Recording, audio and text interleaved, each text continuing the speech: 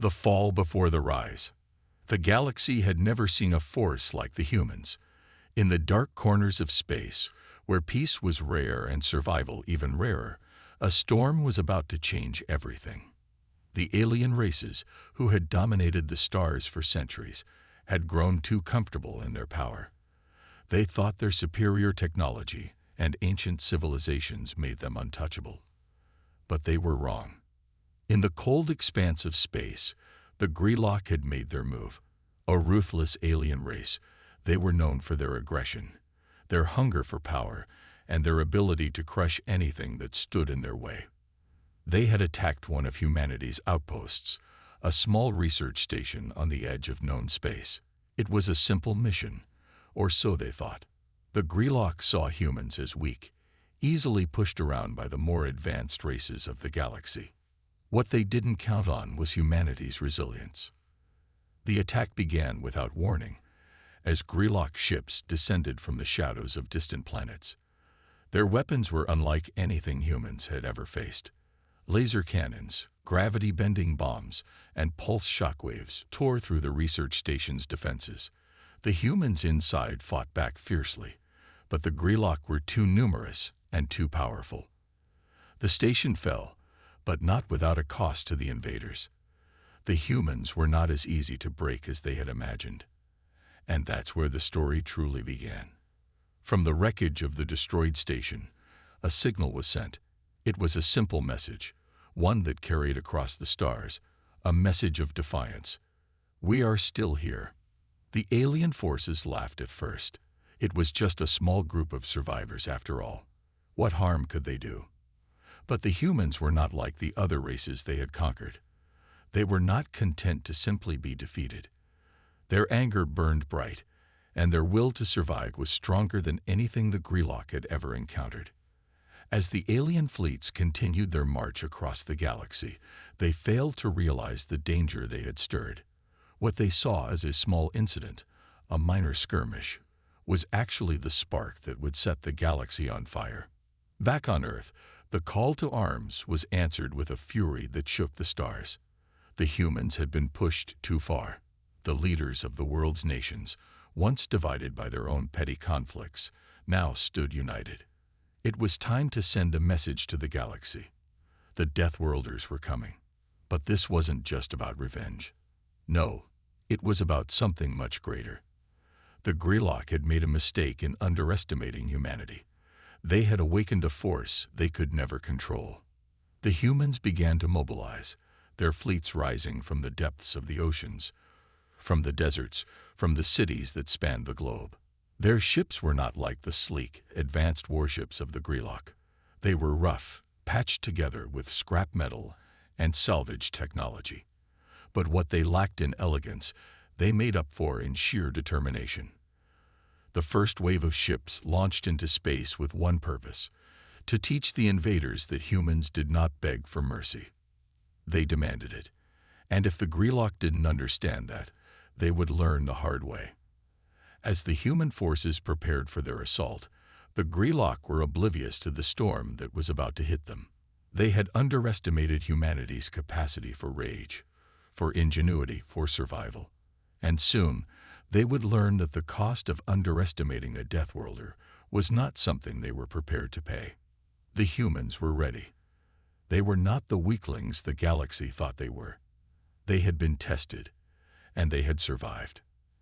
And now, it was time for the Greylock to face the consequences of their mistake. The gathering storm. The stars above Earth were quiet, too quiet. Beneath that calm, however, a force was preparing to break free. The human resistance was far from what the Greylock had imagined. They were no longer scattered, no longer helpless survivors on the edge of space. They were a tidal wave, ready to crash down on their invaders. As the human fleets began to gather, the world's top scientists and engineers worked tirelessly. What had once been primitive ships, cobbled together from the scraps of war, had begun to evolve. They were becoming something more. The Earth's military-industrial complex, once focused on defense, now turned every resource toward war. New technologies were being developed in record time. ideas that could only be dreamed of just months before. Humans were fast learners, and they weren't just building ships. They were building hope. A hope that their determination, their will to fight, could defy anything the galaxy threw at them. Meanwhile, the Greylock sat in their massive command ships, unaware that the true war had only just begun. They believed they had crushed the human spirit, that they had broken them down to nothing more than a footnote in the annals of the galaxy. What they didn't understand was that humanity was a force of nature, not easily crushed or controlled. The first sign of trouble for the Greylock came when they intercepted a communication from Earth. It was a simple message, no frills or grandiose threats. Just a sentence, a declaration of intent. "We are coming." It was enough to send ripples through the Greylock High Command. The audacity, the arrogance. How could a species so weak, so insignificant, dare challenge them? They laughed at the message at first, but deep down, some of them felt a growing unease. The Greylock had learned to fear the unknown, and humans were an unknown. They had never dealt with a species so unpredictable, so stubborn. The Greylock's confidence faltered, if only for a moment. Back on Earth, a different kind of fear was stirring. It was not fear of the enemy, but fear of failure. Every human on Earth now knew what was at stake. This was no longer a small conflict on a forgotten outpost. This was survival. This was humanity's future. If they failed, the Greylock would not stop at destroying a single station. They would wipe them out completely. Across the world, every nation, every city, every person united in the face of the oncoming storm. No longer did borders matter. Humanity was one, and they would face the Greylock as one. The Earth's leaders had one common goal: to build a fleet that could not just resist, but crush the Greylock where they stood. In the depths of Earth's oceans, submarines that had once been used for reconnaissance and research now became the backbone of humanity's naval fleet. Above, in the skies, aircrafts were being modified for interstellar travel. A new wave of technology had come alive. The weapons of Earth had evolved. And the humans weren't just learning from their past. They were learning from the Greylock themselves. They had studied every battle the Greylock had fought, every victory they had claimed, and now they were using those same tactics against them. The very things that had worked for the Greylock would now be used to turn the tide against them. It wasn't just about the ships. It wasn't even about the weapons. It was about the human spirit, the will to push forward, no matter the odds. The first wave of ships set off from Earth. They were faster, more efficient than ever before. The fleet moved toward the edges of the galaxy, where the Greylock had established their command. A single message echoed through the fleet's comms system, a message that spoke to every soldier and pilot. For Earth, for humanity. The Greylock, still unaware of the full scale of the approaching threat, prepared for their next conquest. They were confident, sure that the humans would never amount to more than a fleeting nuisance. But humanity's warriors were no longer the frightened, scattered survivors they once were. They were Deathworlders, and they were coming for the Greylock. The galaxy had underestimated them once before. It would not make that mistake again. The fury of Deathworlders. The human fleet cut through space like a blade, each ship brimming with purpose. The journey from Earth had taken months, but every day the resolve of the soldiers grew stronger. In their hearts, they carried the weight of their fallen comrades, the memory of their destroyed research station, and the knowledge that this was not just a battle. It was a reckoning. The Greylock had thought they were gods. Now they would see the true power of humanity's fury. As the human ships entered the outer orbit of the Greylock's stronghold, a sense of dread fell over the invaders.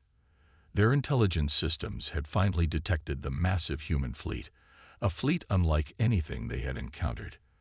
The human warships, though built with limited technology, had been upgraded with weapons the Greylock had never seen before: pulse cannons that could tear through the toughest of shields, and gravity bombs that could shatter the very core of a planet.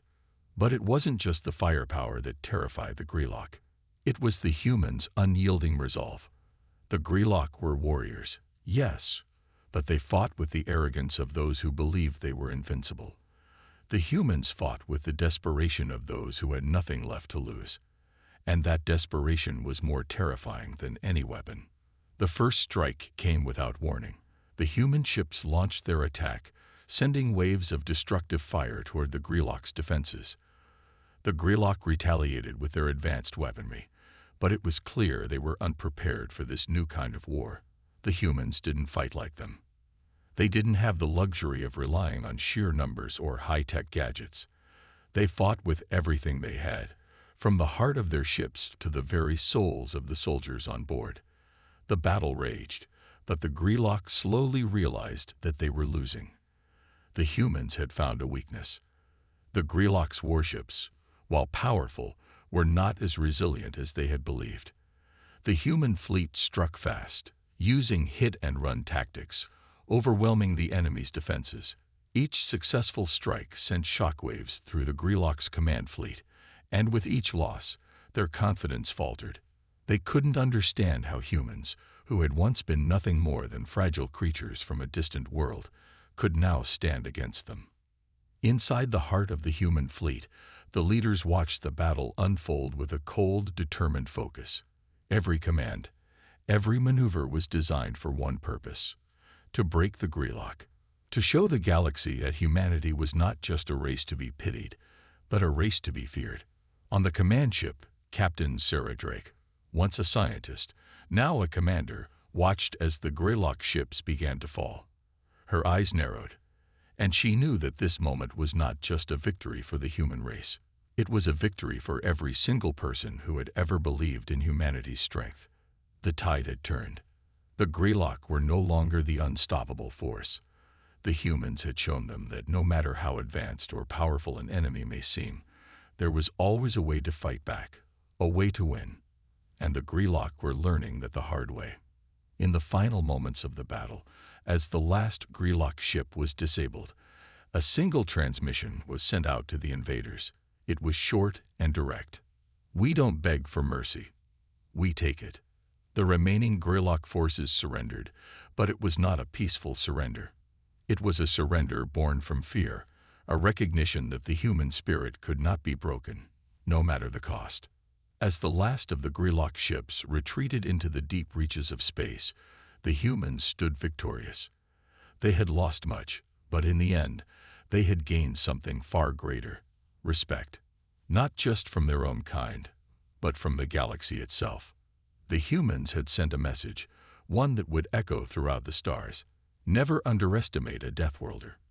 And in the years that followed, as the humans rebuilt their worlds and their strength, they would ensure that the galaxy would never forget the day the Greylock begged for mercy, and the day the Deathworlders answered with fury.